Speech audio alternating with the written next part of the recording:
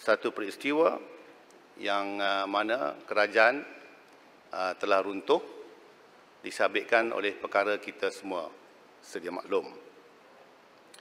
Perkara ini bukan baru kepada Malaysia, cuma di peringkat persekutuan saja, parlimen. Di negeri-negeri dia berlaku beberapa kali. Bermakna kita sudah punyai presiden rujukan. Selepas ini kalau kita mengambil tindakan, kita faham tentang perkara ini bukan satu perkara yang baru. Tapi sebenarnya perkara ini telah berlaku sebelum ini pun. Dan tidak pernah kita memikirkan untuk mengambil tindakan bagaimana kita nak menghentikan lompat parti ini. Secara peribadi, saya tidak bersetuju dengan melompat parti. Ini kerana kalau kita lihat dalam mana-mana buku sekalipun, Abraham Lincoln menyatakan iaitu kerajaan government of the people, by the people, for the people. Inilah asas demokrasi. Jadi kalau kita lihat government of the people yang ada pada hari ini, kita boleh bahas sama ada benar-benarkah government ini government of the people. Kalau for the people, saya rasa government ini memang kerajaan untuk rakyat. Tapi ada sangkut satu, government by the people. Ini masalah yang mungkin hujah kuat untuk mempertikaikan kerajaan yang wujud pada hari ini. Apakah by the people? Jadi oleh kerana itu saya seperti ahli-ahli parlimen, orang politik yang lain yang mendukung demokrasi, saya merasakan iaitu bahawa perkara ini telah berlaku dan pada waktu ini tak ada akta yang boleh menghalang perkara ini daripada berlaku.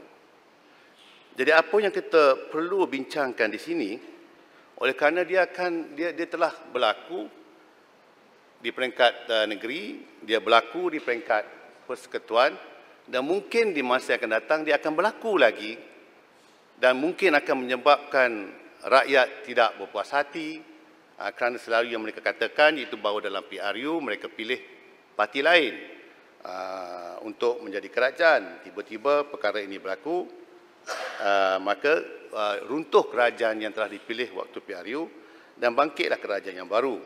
Saya tidak mahu pergi revisit rentetan peristiwa-peristiwa sebelumnya jatuhnya kerajaan PH dulu.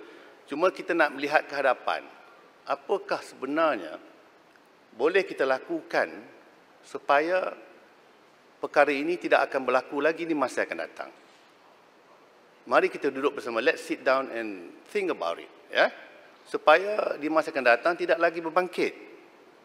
Kalau dikatakan rakyat pada PRU telah memilih satu parti untuk menjadi kerajaan, maksudnya untuk 5 tahunlah kerana rakyat sedar apa yang mereka buat. Jadi sebab itu di masa yang akan datang ini kita kena pastikan supaya perkara ini tidak berlaku dan tidak akan mendatang keresahan di kalangan rakyat kerana mereka boleh menyatakan iaitu bahawa mereka tidak pilih kerajaan ini dan tidak pilih parti itu untuk menjadi kerajaan. Pada Rengas boleh sikit? Boleh Boleh celah sikit. Nak buat sikit apa? Sikit je. Dan nak apa? Nak tanya soalan. Nak sokong. Sokong, okey. Terima kasih Tuan Speaker. Terima kasih kepada sahabat saya daripada Padang Rengas. Bagi saya memang ucapan yang baiklah. Saya tadi YB kata memang saya setuju di peringkat state memang ada presiden. Cuma YB pun bekas peguam, kadang-kadang kita ada bad presiden, kita ada good presiden. Itu yang pertama. Yang keduanya, yang berhormat, setuju tak kalau saya katakan, sementara kita nak fikir akan datang, sementara ni, kita maintain satu skornya ialah kekalkan kerajaan PH yang masih dapat rakyat dulu. Mana sekarang ni give up lah, mengakulah kamu salah. Boleh tak? Terima kasih. Padang Rengas, sikit. Padang Rengas, sikit. cadangan ialah kalau sekiranya perkara ini masih menjadi pertikaian, ya, dan peluang telah pun diberi kepada PH untuk mentadbir negara selama 5 penggal. Tapi implosion, ini masalah PH sendiri, bukan masalah kita. Kita dalam UMNO, BN, UMNO lah khususnya parti saya, telah menyatakan dengan jelas iaitu bahawa kita akan kekal sebagai pembangkang sehingga PRU 15. We are prepared. Saya punya presiden kat depan ni ada. Dia yang telah menyatakan, mengisytiharkan di dalam Perhimpunan Agung UMNO 2018. Bagi tahu iaitu bahawa kita punya hala tuju ialah kita akan menjadi pembangkang selama penggal ini. Tak pernah kita fikir pun nak menjatuhkan PH ni. No time. Ya, kita concentrate sebagai pembangkang. Tapi kalau sudah berlaku implosion dalam PH sendiri, maka ini bukan masalah kita. Walaupun Langkawi cuba nak second time, nak jadi PM balik, tak boleh. Dan kali ketiga, PH pula masih lagi bertikai siapa yang boleh jadi calon mereka. Jadi keadaan ini menunjukkan mereka tidak bersedia. Dan kalau mereka tidak bersedia, kalau nak buat pada saya lah, saya ingat Langkawi punya usul tu, undi tidak percaya, gugur je lah. Sebab dah kalah dah pun. Bila kita menang, melantik speaker dan menang, habislah. Tak bangkitlah usul undi tak percaya. Kerana itulah akan menunjukkan sama ada kita ada cukup jumlah ataupun tidak.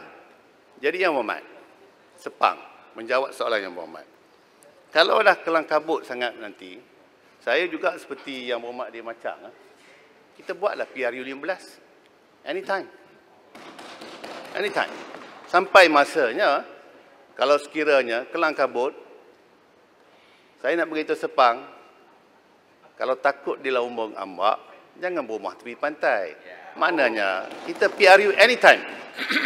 Kami dalam pakatan kami, we are ready anytime. So, bukan dia punya solutionnya ialah untuk memberi balik kepada PH.